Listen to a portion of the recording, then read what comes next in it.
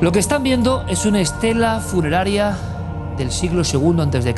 Sobre eso hay pocas dudas, pero hay muchísimas en torno a quién podía ser este difunto, este muerto, este ser que realmente por su aspecto grotesco y extraño no se parece a nada en el mundo. Es un caso único. Vean el casco semicircular, la misteriosa sonrisa esbozada ahí, una inscripción que ahora esta noche por fin, después de muchos años, vamos a traducir. Unos hombros inflados casi como con protuberancias, unas botas propias de astronautas, así le llamaban en el Casar de Cáceres, el astronauta del Casar.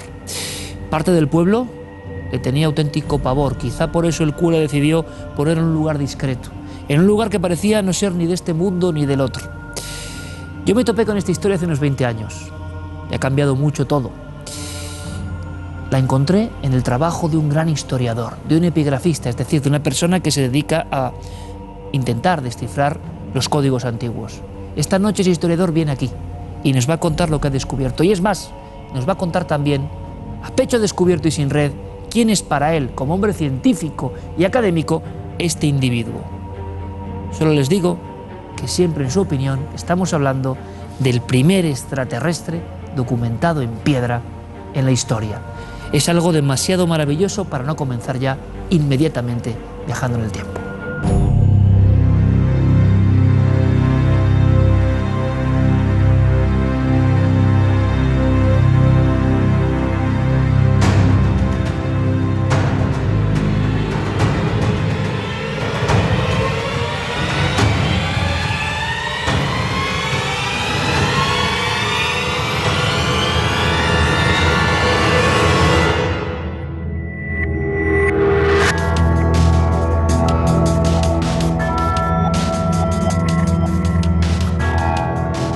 ¿Y cuál es el mensaje de esta sonrisa remota que parece mirar a las estrellas? ¿Qué nos quiere decir nuestro amigo, sin duda algún amigo, extraterrestre, astronauta, llámenlo como quieran, del Casar de Cáceres? Para mí este momento, yo no lo voy a negar, es especialmente emocionante. Y es especialmente emocionante porque tengo aquí a dos buenos amigos. Uno muy remoto, muy antiguo, prácticamente casi prehistórico. Esa lápida de la que tanto hemos hablado, tanto hemos perseguido, tanto hemos observado. Pero en la mesa se sienta una auténtica autoridad, un auténtico maestro en la historia de Extremadura.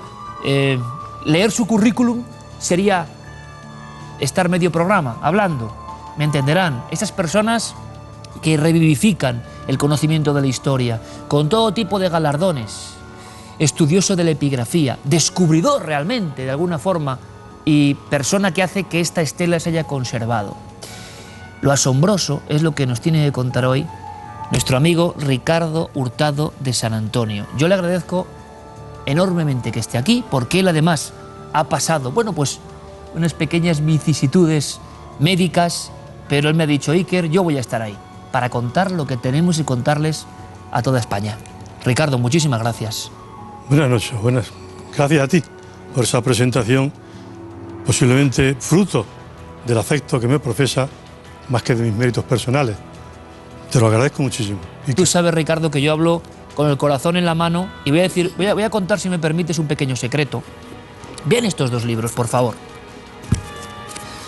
Estos dos libros están separados por una frontera de 40 años. Sin embargo, Ricardo, elegiste una misma fotografía. Uno es un libro absolutamente científico, absolutamente pegado al dato, al conocimiento profundo. Y sin embargo, Ricardo ya destacaba esta misteriosísima lápida. Y 40 años después, él no se corta un pelo y pone el extraterrestre. Y a mí me emocionó. ¿Por qué las dos fotografías en este paréntesis de 40 años de investigaciones, Ricardo? Bueno, pues tiene una explicación lógica. Cuando yo hago mis primeros estudios sobre la piedra, bueno, yo la primera vez que la vi, yo tenía 11 años, en el año 1946. En el año 1972, comienzo a hacer los estudios de la piedra. Entonces me llama la atención. ¿Por qué? Porque era una piedra única. Era una piedra que no había visto nunca en ningún sitio Y yo estaba preparando entonces la tesis de Filosofía y Letras sobre epigrafía romana en la provincia de Cáceres. Me encontré con esta piedra en una calleja del cementerio del Casar de Cáceres, la estuve estudiando y me pareció tan impactante que tenía que ser la portada del libro.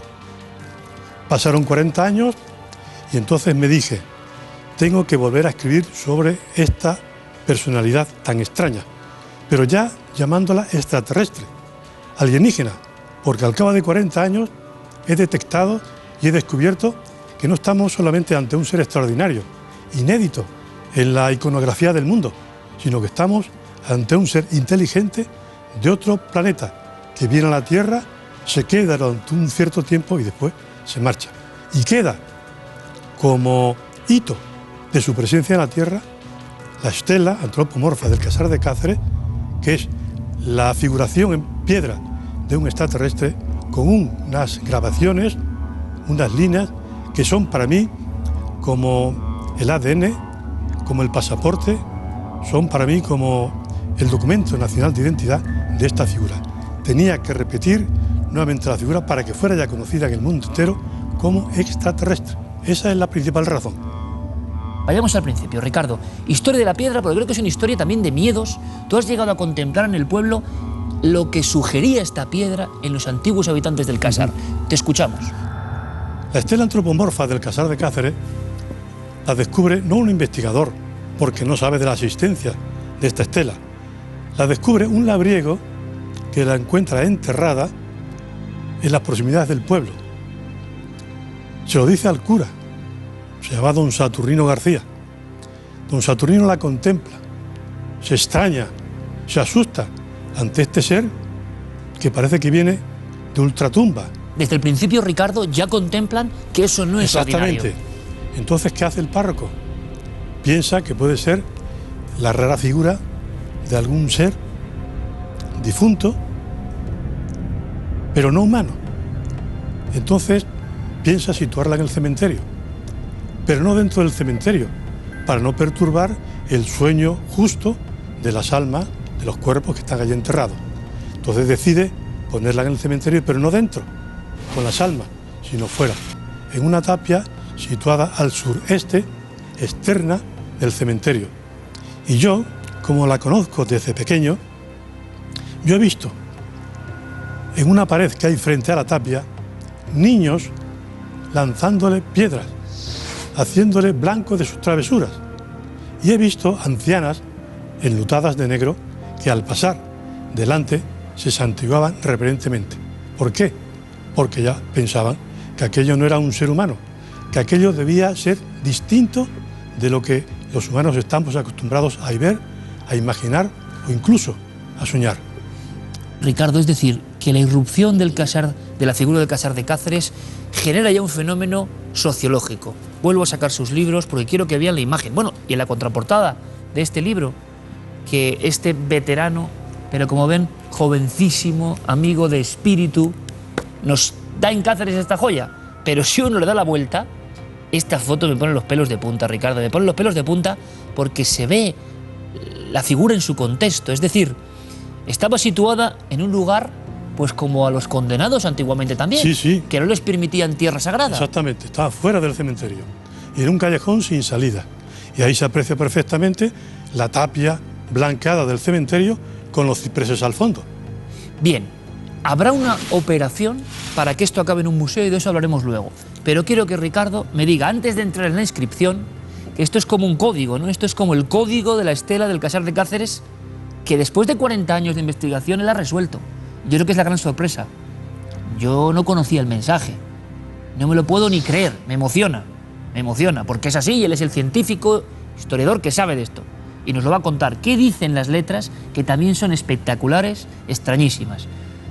Pero ¿qué es esa figura? Es decir, a nivel iconográfico, Ricardo, con tu conocimiento, tú que ves, y a ti sobre todo, ya como experto, ¿qué te llama la atención? Porque el miedo en la gente es normal. Este es un tipo diferente. Pero tú cuando lo investigas, ¿qué es lo que se te queda grabado para siempre en la mente? ¿Qué es lo más raro de esta figura? Para mí lo primero sería la descripción de la figura. Es una figura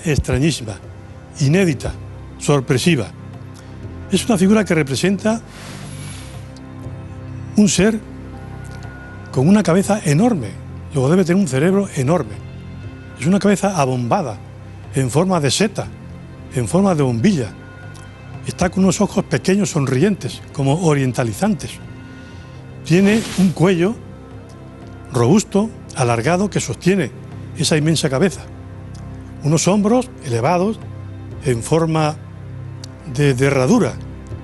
Unos brazos sobre el cuerpo que terminan en unos extraños dedos. No tiene casi cuerpo, el cuerpo es cuadrado, pero sin cintura, porque inmediatamente a ese cuerpo cuadrado se le une las piernas robustas, calzadas con unas botas extrañísimas, cuadradas, que yo no he visto nunca, ni siquiera en las personas que bucean, he visto unas botas tan rarísimas como esta. Y lo extraño de la figura es que, además de la extrañeza de la misma figura, es que tiene inscritas una serie toscamente grabadas en el pecho y en el muslo de este ser. Estas letras no me las he inventado yo. Las iniciales latinas de esta epigrafía somos varios los historiadores que coincidimos al decir qué letras son. Las letras son la I, bueno, son 7 líneas.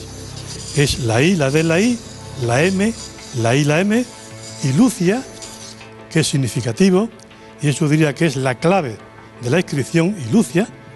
Después de Lucia tiene la SP, la MA, que también son significativas, y después el subdie, la CKA, y terminamos con la SA. Pues bueno, cuando yo estudio estas letras, para mí son intranscribibles. No podía transcribirlas y yo pensaba, hace falta que haya un Champollion que encuentre una piedra roseta para saber qué significan estas letras. Era un código encriptado en aquel momento para Críptica ustedes. Totalmente. Yo me he pasado estos 40 años, no sé si en vigilia o en sueño, investigando. Todos los epigrafistas hemos empleado esa tecnología, esa terminología epigráfica para analizar estas letras. Todos al final nos hemos encogido de hombros porque no sabíamos lo que decía. ¿Por qué? Porque esta piedra, la inscripción, no es funeraria, no es votiva, no es monumental, no es honorífica. O sea, también es una extrañeza en cuanto a su motivo. No se parece en nada. Entonces, como no se parece, no podemos analizarla por ese camino.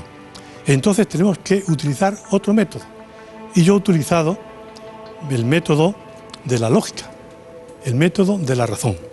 Y me pongo a pensar, si este ser, como hemos casi demostrado, no es de este mundo, sino que es un extraterrestre, tuvo que venir a bordo de algún medio sofisticado, tecnología suprema, desconocida para el humano, un hombre, objeto volador no identificado.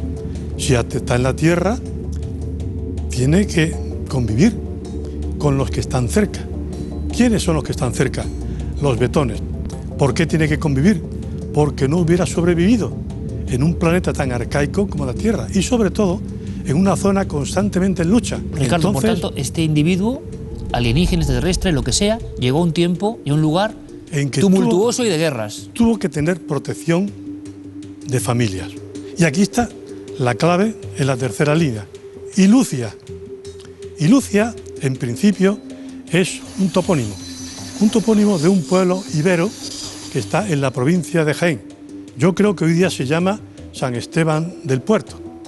Pero cuando llega a Extremadura no es un topónimo, es un antropónimo.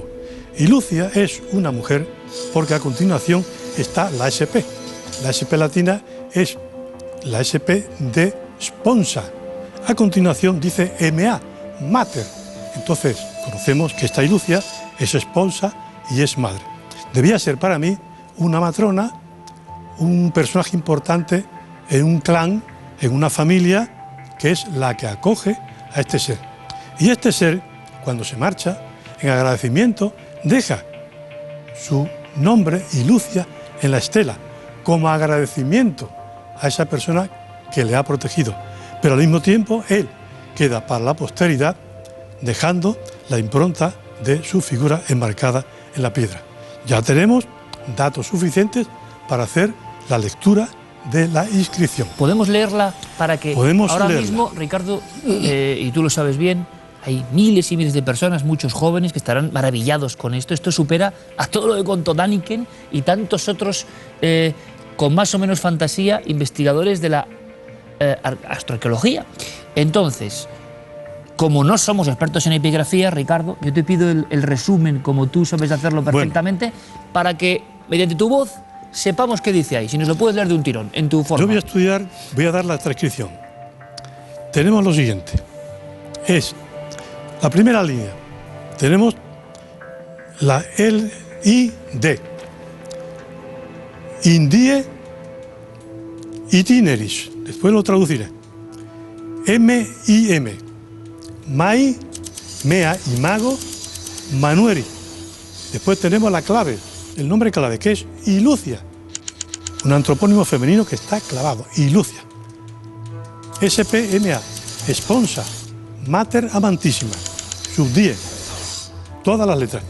En el día Centum Calendas Augusti, en el día 100 de las calendas de agosto, SN, Sublevavit Navem.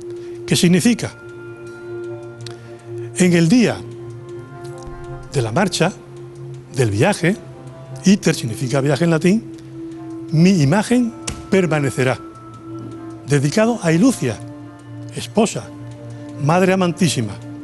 En el día 100 de las calendas de agosto, que sumado 100 al día 1 de agosto, nos ponemos en el 8 de noviembre, sublevavit navem, subió, ascendió la nave. Esa es la transcripción que yo doy de este ser. Puedo decir que hay una perfecta analogía, sincronología, sintaxis entre la piedra y la estela. Estamos, para mí, ante el primer extraterrestre documentado de la historia de la humanidad, epigráficamente hablando. Estamos ante un ser que podemos manejar, que podemos tocar, que podemos mirar, que podemos hacer fotografías con él en la pieza original que está en el Museo de Cáceres, al que yo, en colaboración con otras personas, pudimos llevarlo para que no sufriera más deterioro del que estaba sufriendo en la tapia del cementerio. Desgraciadamente, comentamos, Iker y yo, que está en un lugar del Museo de Cáceres escondido, apartado, casi invisible. ¿Cómo es posible, Ricardo? Yo, cuando lo rescaté, es para que se pusiera en un sitio excepcional, porque excepcional es esta pieza, y lo han puesto en un sitio como escondido, como si nos avergonzáramos de tener esa pieza única en el mundo. Y yo me digo que además es un ser benévolo, benefactor. Los extraterrestres no son mensajeros del miedo. Ricardo, esta sonrisa, por tanto, en tu opinión, significa ese tono afable. Y lo que es increíble, que habría que remarcar, es que, en tu opinión, repito, estamos hablando con una de las máximas autoridades en el estudio de la historia de muchas zonas, pero de Extremadura especialmente.